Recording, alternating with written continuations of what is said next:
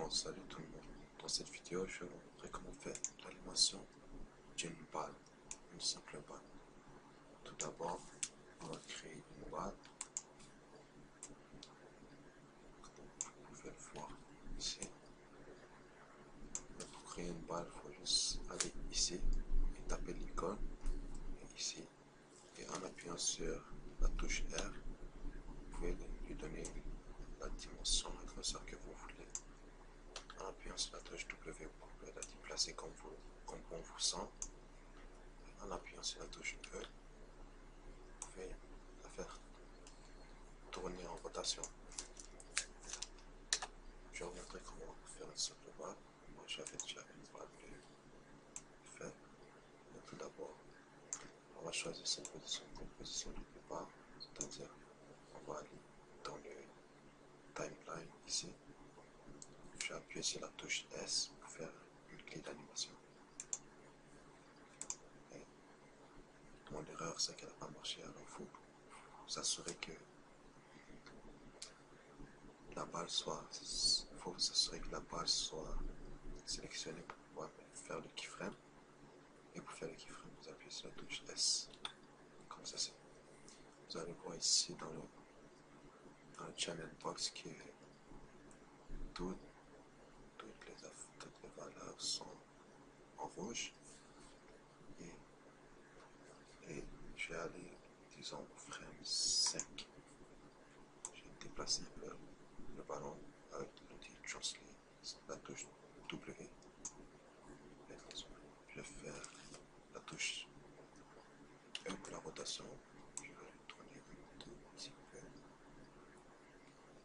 légèrement. Et j'appuie S pour faire un keyframe. Ensuite, je vais me déplacer sur au frame 10.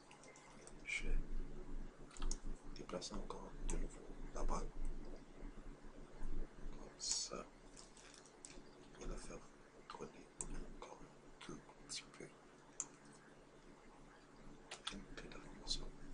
Et là, nous allons voir qu'est-ce que ça donne en faisant jouer l'animation.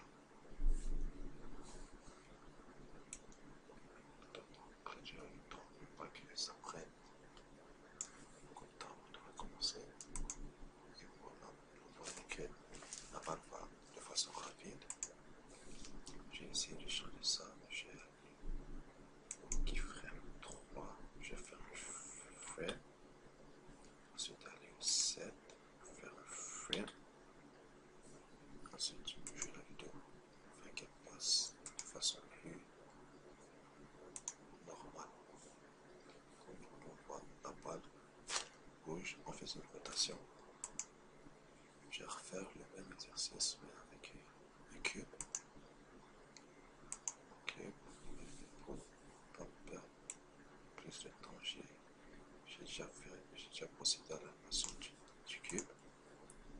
On va voir ici dans le timeline les différents keyframes. Nous allons débuter avec le frame 1. Je vais appuyer play. Voyons que le cube se déplace en rotation. Comme je le montrais précédemment dans l'animation du cube, en faisant à chaque keyframe, et bien ici nous allons faire une autre méthode en le faisant par groupe. Ici nous avons une animation déjà faite. Et comment l'animation a pu être faite, et bien tout simplement je vais vous le montrer dans le outliner qui se trouve sur la gauche ici. Nous pouvons voir ici le cube, ça c'est le sol. Ici nous pouvons voir le cube. Et ici nous pouvons voir qu'il y a des groupes.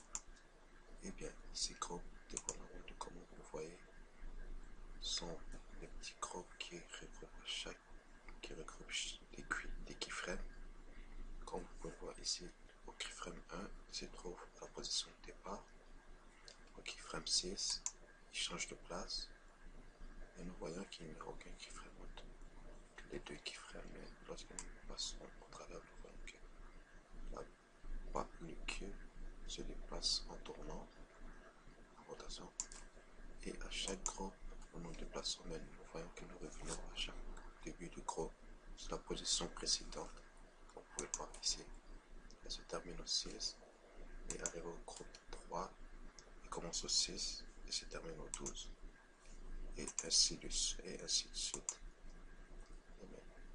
Grâce à ces groupes, j'ai pu réaliser l'animation que nous pouvons voir ici présentement. Sur ce, je vous remercie de m'avoir écouté et à la prochaine.